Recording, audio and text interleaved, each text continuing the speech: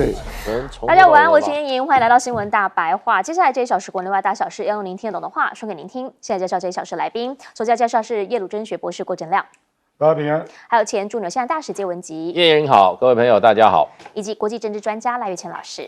主持人好，观众朋友大家好。好，那首先带你来看到是美中之间目前到底是谈还是没谈啊？毕竟韩国媒体告诉我们，他拍到了嘛，有谈有谈。可是呢，现在美国的财长是怎么说的？我们直接来听他的谈话。Interaction with my Chinese counterparts, but it was more on the traditional things like financial stability, global economic early warnings. I don't know if President Trump has spoken with President Xi. I know they have a very good relationship and a lot of respect for each other. 好，简单讲啦，就是我没有谈，那川普有没有谈我不知道，你去问他啊，大概就是这个一个意思。大陆的财经则直接讲了，其实呢不知道有没有谈，但是现在有一个消息传出来，说呢，在中方这边开始要豁免部分的美国进口商品125%的关税，这里面包含了航空设备零件等等131类，131类，并不是太少哦，因为他们现在还在收集所谓可以豁免关税的商品清单，所以是不是开始某些层面上面要有一些的转还了？消息传出来，对于市场来说当然是大为振奋了。所以你看到的是，现在呢，因为它有可能取消美对美的部分关税，虽然没有说到谈判，但是纽油已经开始涨了0.3%，而另一个部分呢，则是大家在讲说，川普这一局到底是赢还是输？这是德国的媒体他们的分野，他们认为啦，川普其实想要削弱中方，但目前看起来确实适得其反。好，毕竟啊，你现在更有可能是把全球经济拖入深渊，而也让你的盟友开始渐渐的离开你。那到底为什么川普现在要一再的喊说，我有跟他对话？在不知道哪一个官员，反正有对话就是有对话就对了。为什么要接二连三在讨论这件事情呢？这个是对岸的玉渊谈天，算是蛮有名的一个博主啦。他是怎么讲的？半官方博主说呢，其实这就是他以前在用的谈判策略嘛，就是创造筹码，创造一个价值，给大家看一个虚幻的东西，但实质上到底有或没有不这么重要，达成最终目的才是重要。现在呢，其实对于美国内部来说，这样子的一个谈话有没有可能能够稳民心？因为啦，很多人就说，我现在在维持生计，就是我靠，比如说从中方这边买便宜的商品进来，我做电商，然后卖给这边的美国人。可问题是成本增加，我真的已经牵不住了。而另一个部分呢，则是跨境电商现在也开始说，供应链通通陷入了冻结，甚至呢是已经快要过不下去的状态。担心的是，很多人会撑不过去。毕竟啦，在网络上面会买上这样子类似的产品，比如说去 Target 或去 Amazon 买东西的人，大部分是希望能够找 CP 值高的。可是现在平均价格涨了30%，那个就已经对于他们的价格承受度产生了大大的影响。也因此这样，所以集体涨价之后，影响最大的到底是美国还是大陆？很多人说，这一看不就一翻两瞪眼了吗？当美国川普一直在告诉大家，我有在联络，想要给大家信心的同时，但问题来了，其实呢，美股、美债、比特币因为这样有一些的反弹，甚至有人说是强劲反弹，但大部分的人比较担心的还是美国经济长期来说，是不是还是会有崩溃的迹象？因为经济学家萨克斯他是这样看的：如果你这个单边主义继续的走下去的话，他担心的是你会破坏了全球的秩序，而且呢会影响到全球的和平发展。贸易战是不是害人害己？那川普现在又是不是会变成输家？这是来自华尔街大佬的一个警告。特别强调说，我们过去有建立一些信誉，让我们变成了世界上面的老大哥，但现在呢，我们要用关税谈判来孤立中国，这个是不可能行得通的。下一步到底会是什么？有一个讲法是这样说，是狸猫换太子，也就是当年呢，尼克森还有说黄金跟美元，我是不是就直接让它脱钩？然后那个时候呢，说有一个尼克森震撼，有没有可能？现在川普考虑用这样的一个方式，6月美债要到期了，想个方法，是不是让它转换一下，让它有一点点的创造空间？回过头想要请教一下亮哥，您会怎么样来看这个呢？是美中关税谈判，有人说在谈，那中方一再强调假消息，美国财长说我没谈。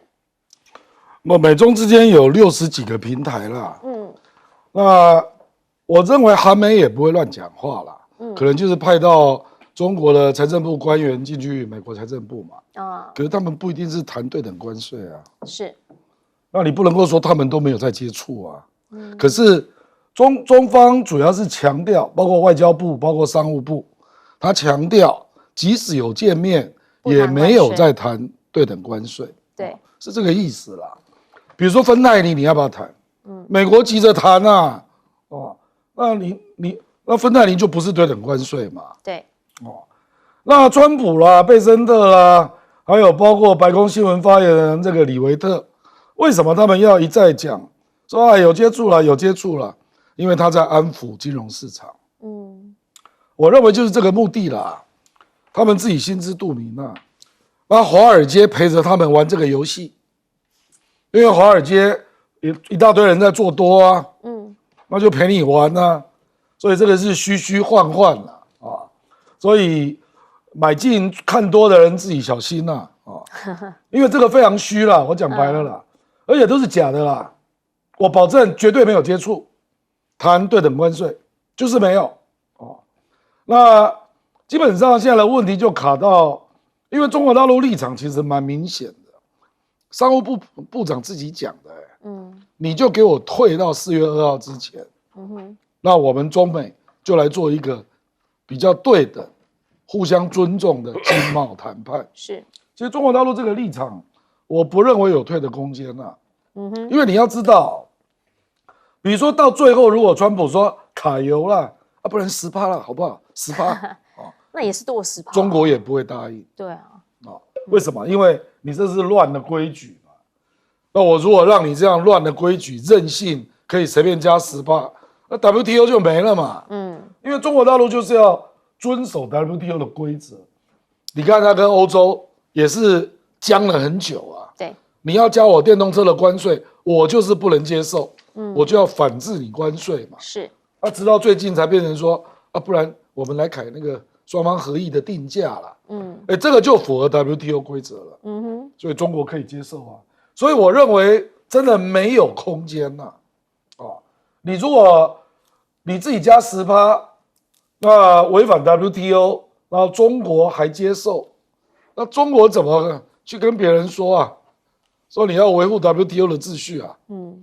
你让川普得逞，就是以后任期内1361天，他可以再违规，这个谁能够接受啊？那有人类比到 Nixon Shock 啊，这类比是错的啦。我跟你讲，尼克森当年也有征一个10%的税，是，他也有。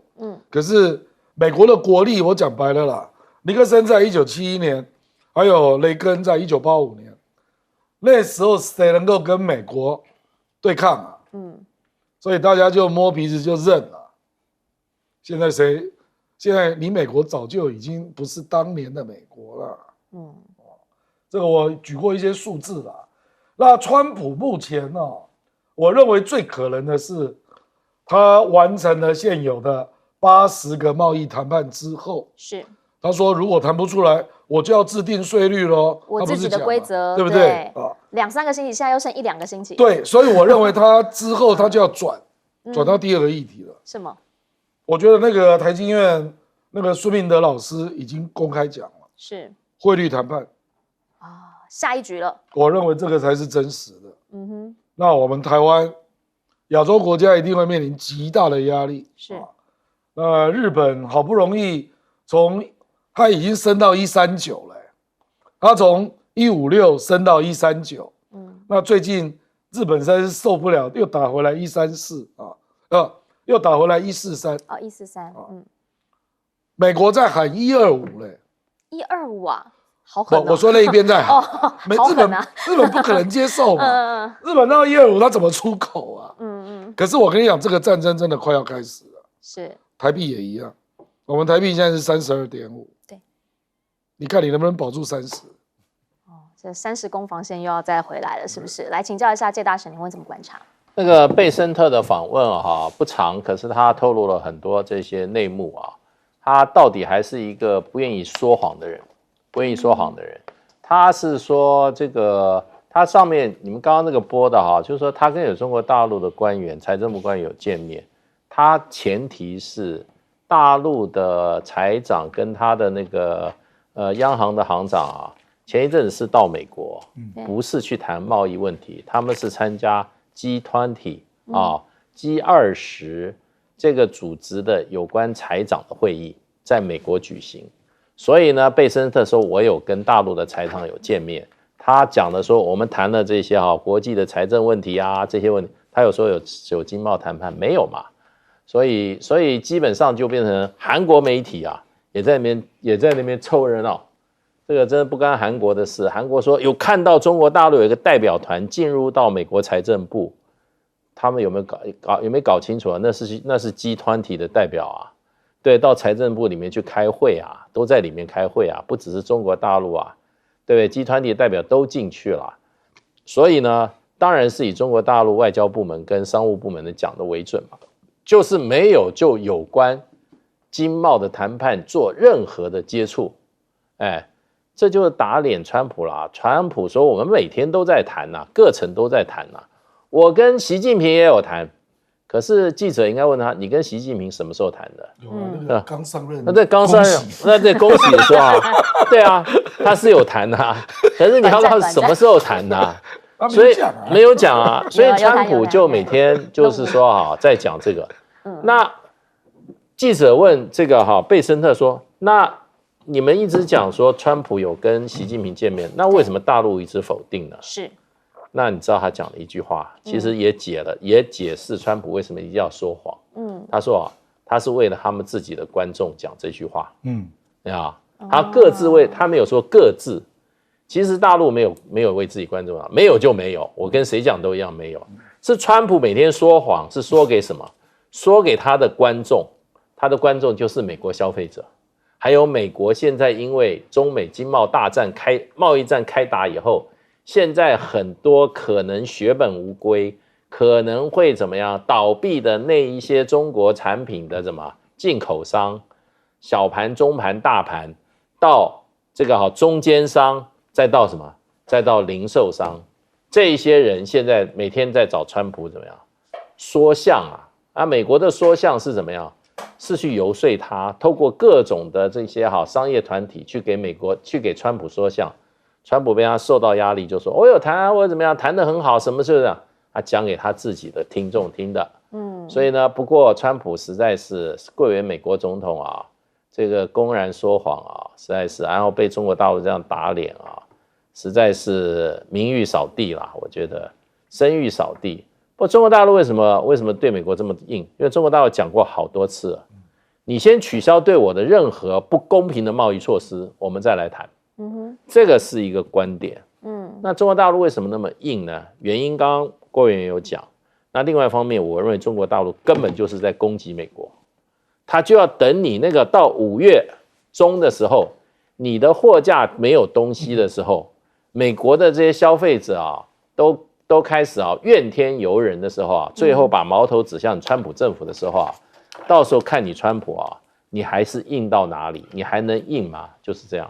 不过刚刚过去这个周末确实在礼拜天的时候，市场上面有收到一些消息，比如我们刚刚讲的嘛，大陆财经这边传出来说，中方有要豁免部分美国进口商品125%的关税，现在还在查，说有多达131类。那这个呢，就会让市场上讲说，是不是开始有一点转圜的迹象？大家会开始有一些自行脑补，你知道吗？来请教老师。我这想太多了基本上如果能够从第三方买到的，大陆基本上不会豁免。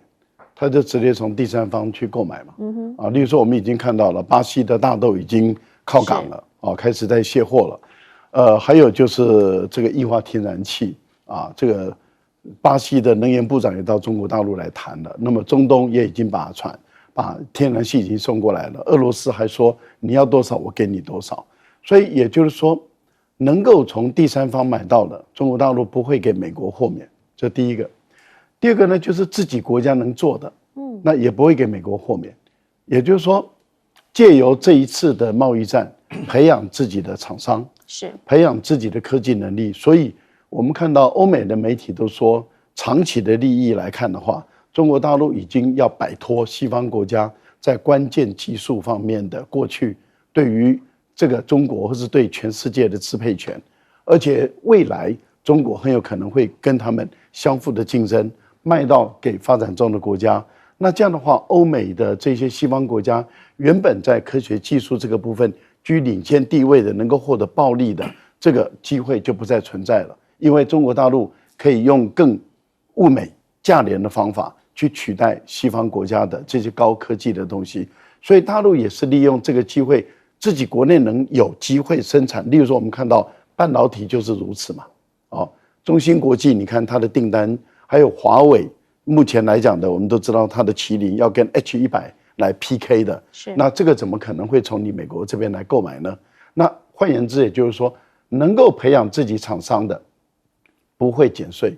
那也就是除了这个前面2个以外，那很有可能那就是把这些关税豁免，因为我既买不到别的，我自己也没办法生产制造，那这么高的关税对我国内的厂商也不见得有利，所以在这个情形下，我单独对你豁免，我觉得这个是有可能发生的事。是，但是有些人士就利用这个机会来炒作，为什么？因为他要炒作的是股票。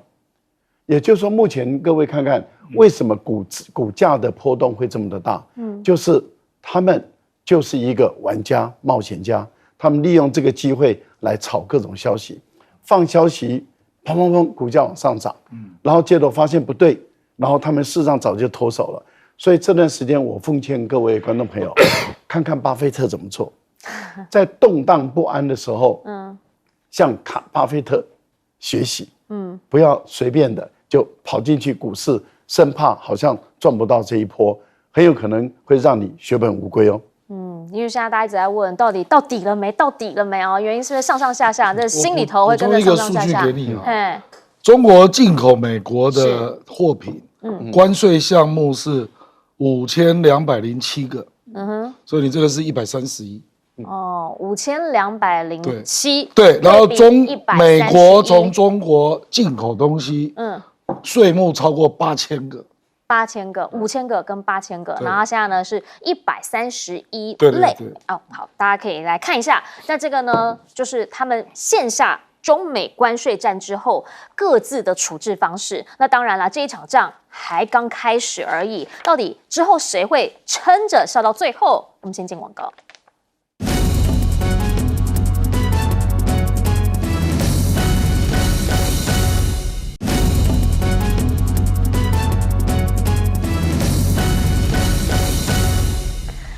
好，我们讲到的是现在在中美之间要再做下一刀是哪一刀？下大刀挥向哪里？说大概是8万件的武器零件。美国报告里面呢宣称说，中方在供应链里面有关键矿产的，已经威胁到他们的军事供应链了，超过1900种的美国武器系统。哇！那这不是等于是几乎都命中了吗？也因为这样呢，所以现在说这份报告让美方这边非常非常的在意，你才会看到川普又签了什么深海采矿令救急。当然啦，这个采矿令什么时候能采到不知道，采完之后还得练嘞。现在就说基本上你现在就是真的已经陷入困境了，所以不得不想要自辟门路。其实他前几年就已经开始针对于稀土这边，比如说加强管制啦，又或者说呢，希望能够开拓其他的门源呐。但问题来了，现在突然之间中方给你卡住之后，他们的前美国助理国际贸易谈判代表呢，也特别提到了说，其实美国政府没有准备好啦，这一次是真的有一点慌了，现在看起来只能够撑大概几个月的时间。那有没有可能现在是死马当活马医，要怎么医救得活吗？大家会想问这么一件事情。美国经济呢，现在其实状况真的不好，所以才会看到《经济学人》的封面写什么？说只有1361天而已。那可是问题来了，这个呢，现在还有这么多天要去撑什么？撑川普的第2任期100天，现在呢已经把它搞成这样，你还要再撑那么久，撑得下去吗？不知道大家能不能撑到最后？因为现在在美中双方的关税战之后，发现了大陆输美的货柜呢大减，卡车运输、零售这些都是劳工，可能做一天领一天薪的人，上千万人，现在都面临了他职业上面非常大的一个风险，还有危机。也因为这样，在经济这个议题上面，确实让川普失分了。73年以来最差纪录，也就是呢，他的支持率只剩下41%，比第一任还惨。倒数第一名是川普，倒数第二名也是川普。川普创下纪录，超越了自己。民调走低，现在他怎么讲？他说：“我告诉你啦。我现在呢，其实要帮大家减税，因为你知道哈，我关税收进来之后，我就可以帮你减你的所得税。那个收入低于20万美元的那一些人，你以后可能就不用缴税了。但是什么时候才能够真的做到减税那一步？等我收到关税，那这不就等于讲了？是没讲，又是另一个空头支票吗？所以现在大家才会讲啊，说网络上面现在已经开始有人在做这样子的一个 AI 影片哦，说是在嘲笑川普。我们来看看。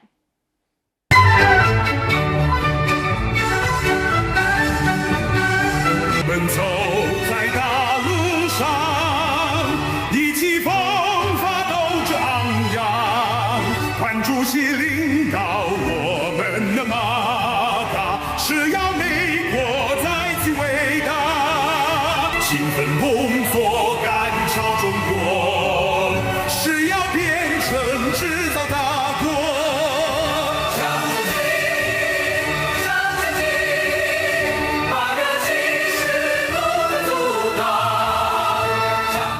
好，再次强调哈，整支影片从你看得到的、听得到的，通通都是 AI 制作，网友的创意啦。但其实就可以看得出来，现在呢，当他说他变成一个制造大国，然后呢要打中方的话，其实网络上面现在在讨论的是什么？是有很多的外商目前人在大陆，原因是因为他们有一个广交会，也就是呢他们的这个进出口的每年1年1度的一个贸易大会，在这里面呢，只要你有去报名，基本上都可以拿到参展的证明。然后呢，全球有219个国家参与，多达22万多名的境外采购商会进到会场里面买东西。大家买什么呢？先带你看一下里面的买气。外商这一次组团，当然想要买的就是看看他们国内缺的东西。而其实呢，在目前他们不只是买而已。阿根廷的外商第一次来，甚至还说他很惊讶有这么多商品，听听他怎么说。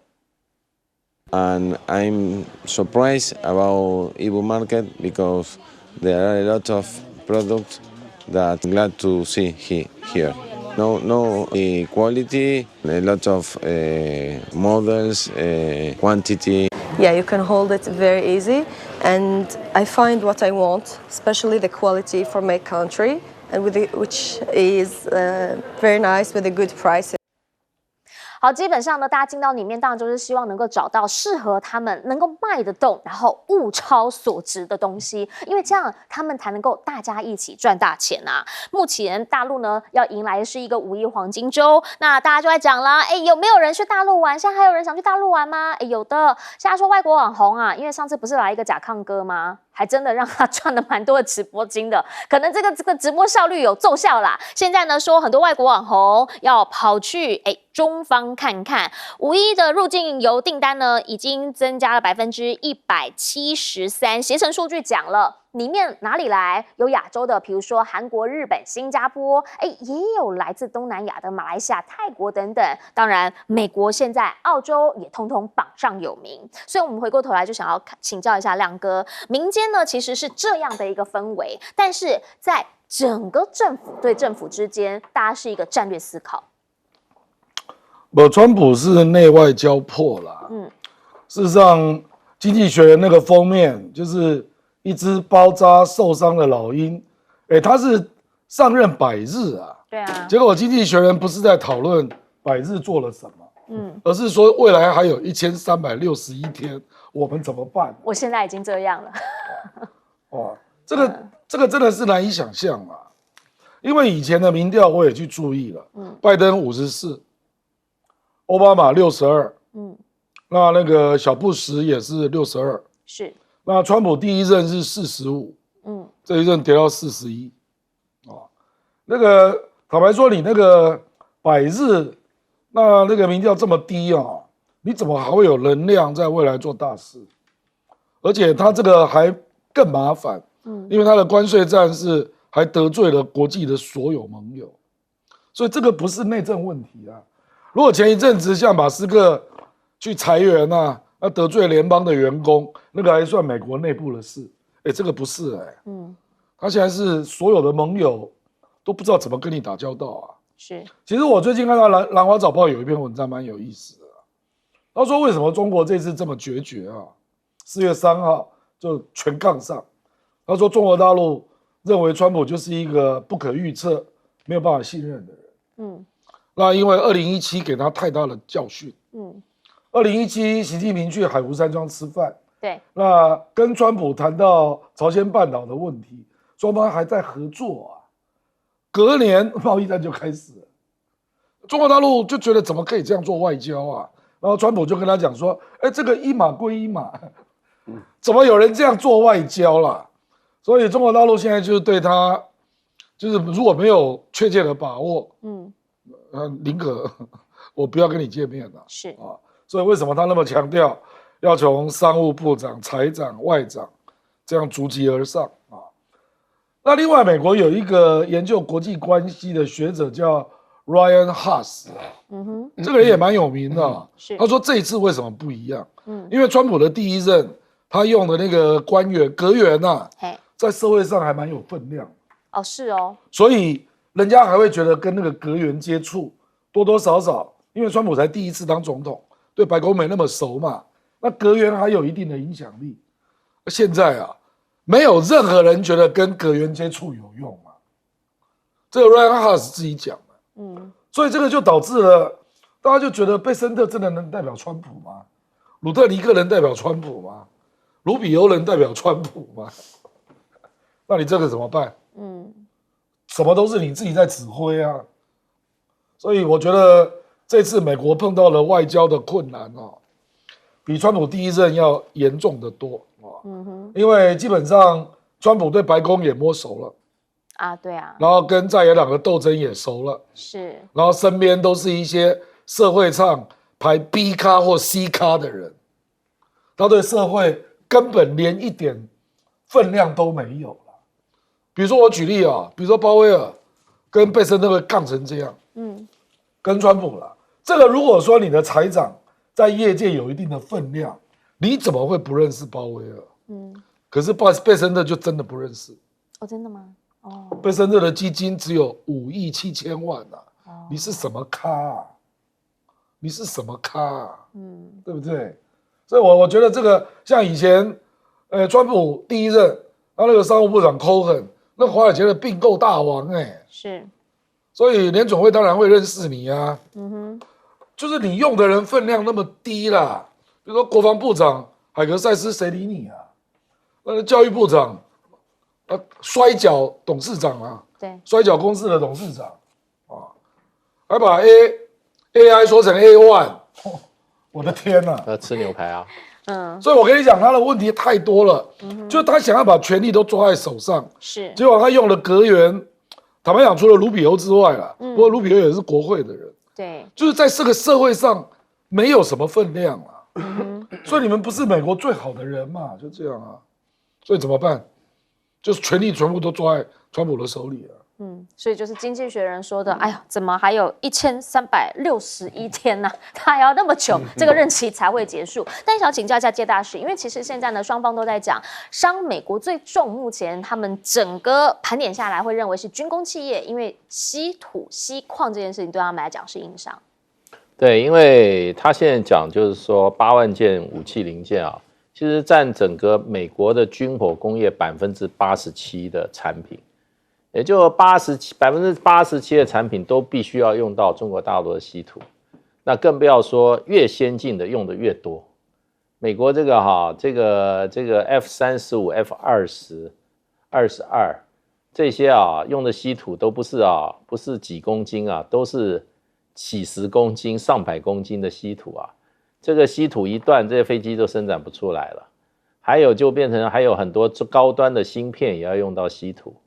那还有什么呢？这个雷达啊，美国这个尖端的武器雷达的使用稀土的比重也非常的重，所以中国大陆是算好的，其实大陆过去对稀土它内部进行了一个整合，就是它整个的管理系统，因为稀土过去是分散各个地方不同在生产，它的管制管理系统也花了2-3年才建立起来。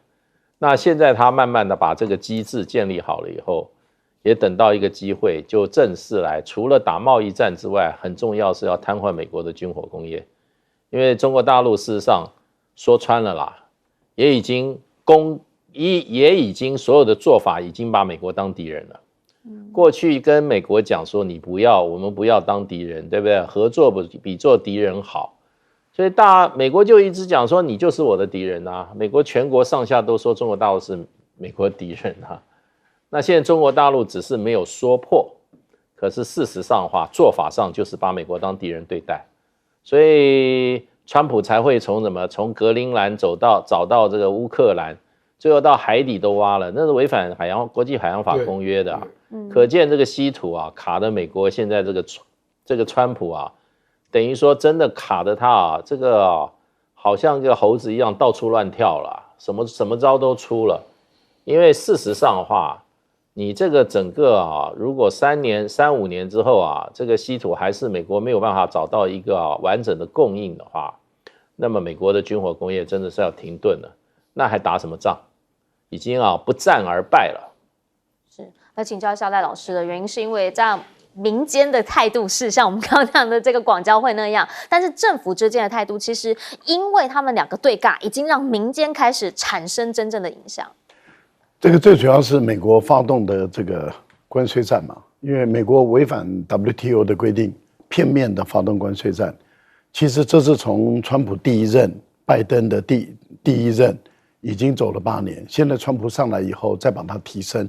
也就是说，从第一个川普到拜登到现在的川普，都无视于 WTO 的规定，完全把这个基于规则的国际秩序、经济秩序整个推翻。推翻了以后，造成什么样的结果？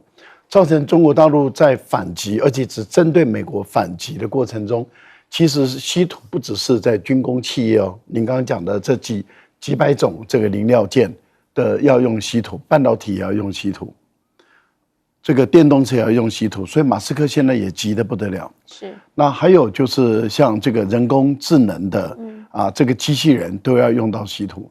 所以它的使用的广泛度很高，你几乎所有的金属都要用到稀土的情形下，而中国大陆只针对美国，没有含其他的国家。但是前段时间已经在警告韩国了，说警告的意思也就是说已经有察觉，韩国也有可能把部分中国大陆供应它的稀土偷偷的转到美国去。那当然，他说我们签的契约是你不能转到第三方。你现在违反契约的话，那这个部分中国大陆很有可能就要停供了啊。那这样的话，对于韩国的半导体、韩国的金属工业就会产生影响，甚至韩国的造船工业。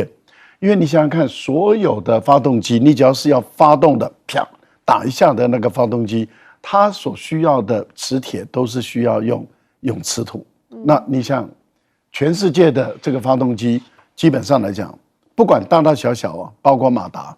你所有的东西你都需要用到它，而这个部分掌控在中国大陆8成到9成。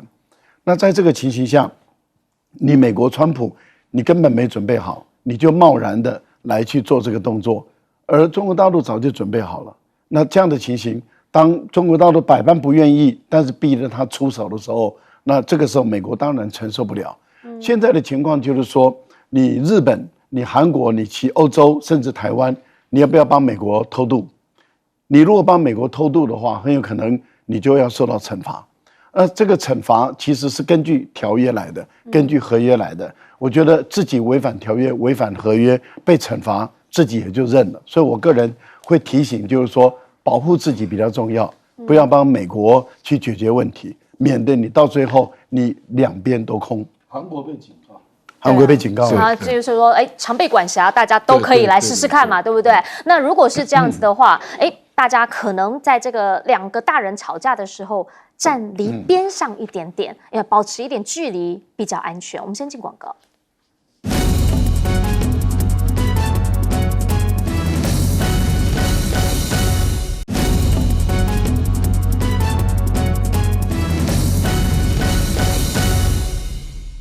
好，回到现场来，我们来看到的是呢，在我们地球的另一端，有人正在选举了。这是在加拿大，加拿大总理呢卡尼就讲了，现在他是最佳人选，为什么啊？原因是因为现在是川普当家。他讲话其实蛮有趣的哈，他是这样讲的哦。他说呢，基本上啦，另一个人他就自称他是小川普嘛。那卡尼呢，他当时在接了杜鲁道，因为他们现在的执政党在接下杜鲁道的这个位置的时候，很多人还对他不看好，毕竟他政治素人，虽然以前都在金融圈蛮有名的，也服务过很多的公司，撑过了金融危机，但是呢，就觉得搞政治行吗？可是现在呢，出来的时候反而变成一个亮点，因为他懂金融，因为他会跟川普硬尬。他就这样讲啦，如果现在不是危机的话，你们就不会见到我了啊！我在危机时刻最有用，我在和平时期就没那么好。这句话可能真的会打到他的选民，原因是因为呢，加拿大选民直接讲了，要选谁当总统？要选可以对抗川普，在竞争中的人呢，击败对方的那个人来当总统，要找到这一个60%的人，要找到能够对抗川普的人当总理。你看看60%，你就知道这一次选举不是只有2个人在选啊，川普是另外一个选举的参选人呐。因为到目前为止呢，其实执政的自由党本来是落后的，反而因为川普的助攻领先了，而这个反美的关税呢，当然也激发了加拿大人的爱国情绪，说有730万人是因此而提前投票。那在投票的前夕，我们就说这个不知道叫助攻还是叫送分。好，美国的国务卿Rubio 就直接出来讲了，说川普并跟加拿大的计划呢，基本上是否采取任何措施来执行，他强调，作为一个国家，如果不能在贸易当中公平的对待我们，就无法生存。那你们就应该成为一个州，又叫人家变成第51个州。你说这算不算是助攻？所以你看下面。直接就是不好听的话通通出来了。那这一些呢，就是反映了加拿大人的情绪，甚至现在的反川普游行也已经变成了他们当地仇恨值非常非常高的问题。好，你看到的是大家出来就觉得说，川普为什么可以这样子的一个对于世界上面的无差别攻击，甚至他们根本就是他的兄弟呀、手足啊，也这样照砍不误。其实对于川普来说，现在很多人大家想问的就是，你到底解决了什么问题？当时一上任说24小时之内他要解决的是俄乌问题，结果现在呢，去参加梵蒂冈参加这个教宗的葬礼的时候，在会外看到了他和泽伦斯基2个人对谈，不对，当时现场其实有3把椅子，所以大家就在讲。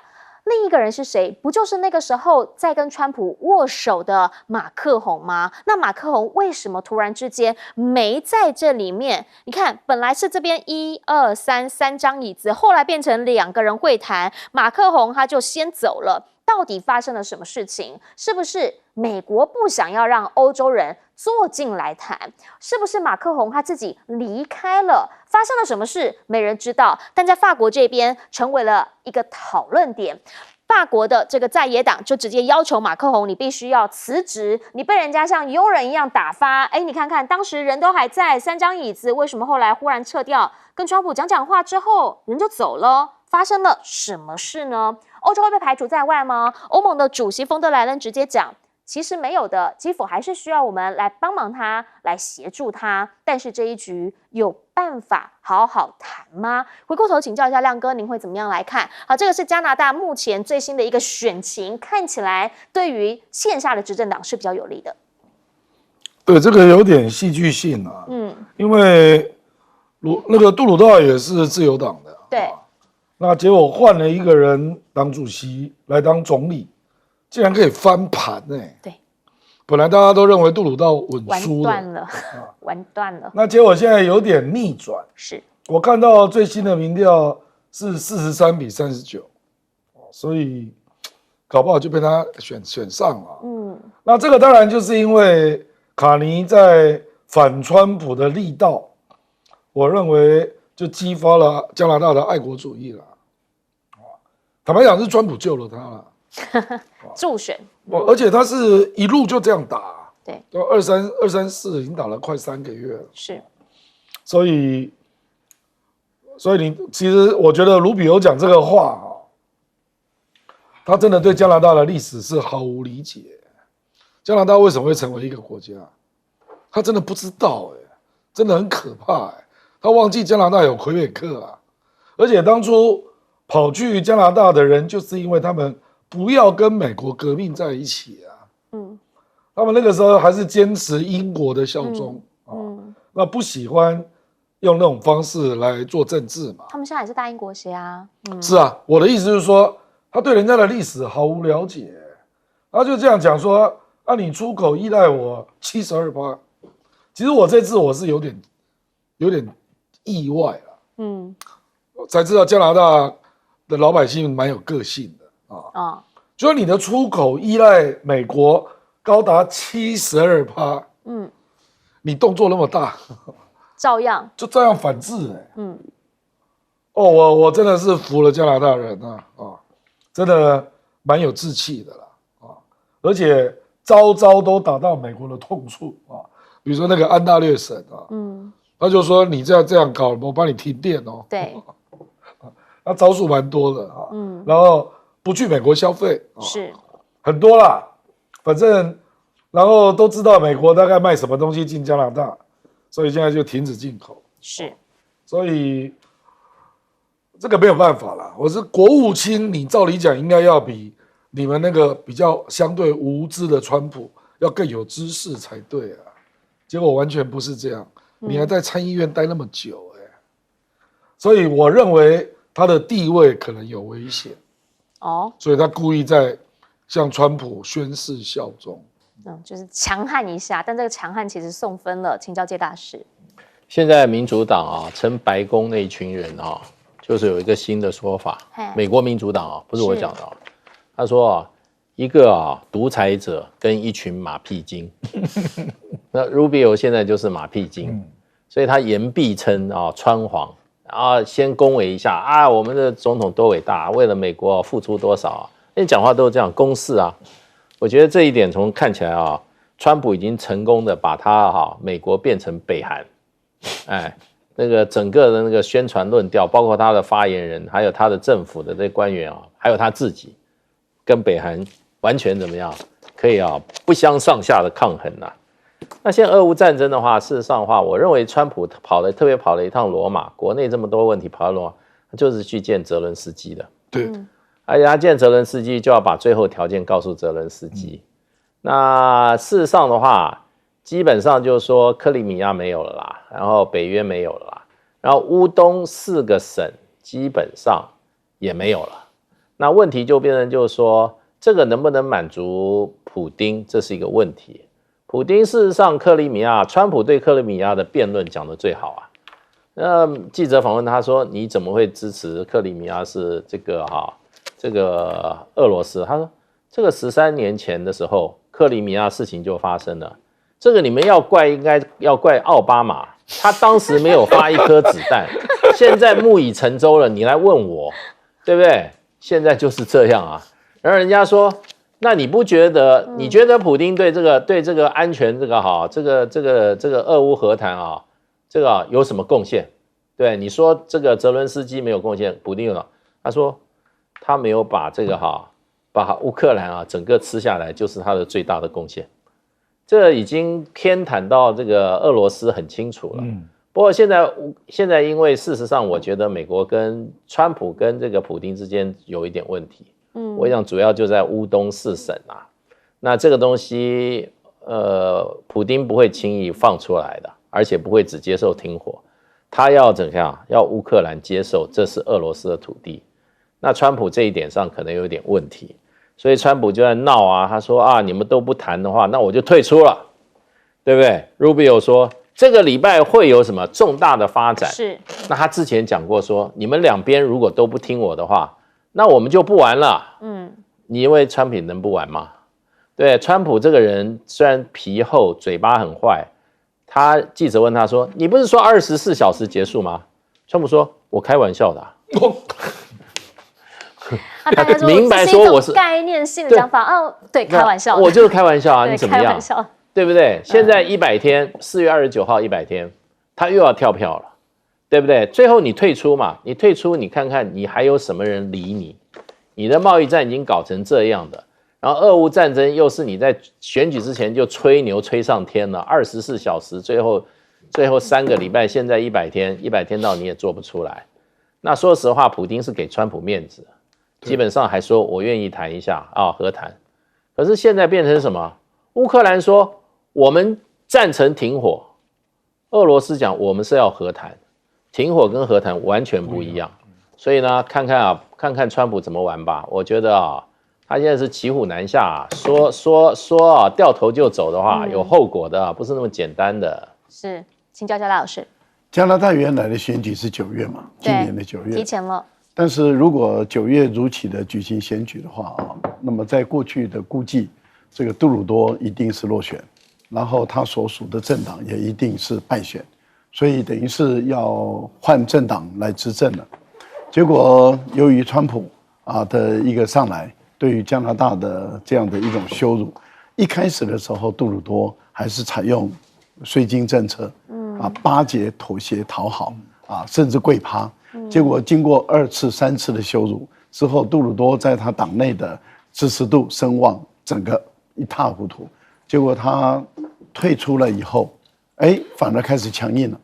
退出之后强硬，他的声望上来了，对，他的所属的政党也上来了，然后接任他的总理，很明显的就看到这是一个大趋势了，那也就开始往前推。那么更加的强烈的时候，他的本来已经奄奄一息的政党变成是有机会这个再度连任的一个政党。那我觉得这卡尼他确实是危机专家了，所以他很快的就认为这是一个好的时机，立刻就解散国会，然后就重新选举。现在我们还不能够确定说自由党是不是一定赢，对，保守党是不是一定输，是，现在是势均力敌，是，但是他这样的一个做法给这个自由党创造了一个机会，是，原本是输定的，现在是有机会赢。我觉得这个就是一个，对，我觉得这就是一个政治人物他的一个最后的决定。那他的这样的一个处理，跟他在最后所说的，他说我的专长就是在处理危机。是。那现在加拿大就是面临危机，我有能力领导加拿大。那这样的话，就凸显出保守党到底能不能引领这个危机。以加拿大人来讲，现在可能更思考的是能不能帮我们走过这段危机。对，那我觉得他的选举的战略策略定位是很精准的，而且是有效的。这很明确的，就是说这一位卡尼的这个虽然他是政治素人，但是很清楚的知道他的政治手段是老练的。我觉得这是他成功的地方。至于在这个梵蒂冈的一个谈话中，到底本来摆3个椅子，那很明显的就是3方会谈。那法国是以代表欧盟的这样的一个身份加入了这个会谈。可是问题是最后是2个人会谈。对。那会不会是川普把他赶出去，不让他参与这个会谈？还是说最后是马克龙不愿意背书离开这个会谈？罗生门到目前为止，法国也没有解释，美国或是乌克兰也都没有解释。但是在这个10几分钟的会谈中，大家发现就是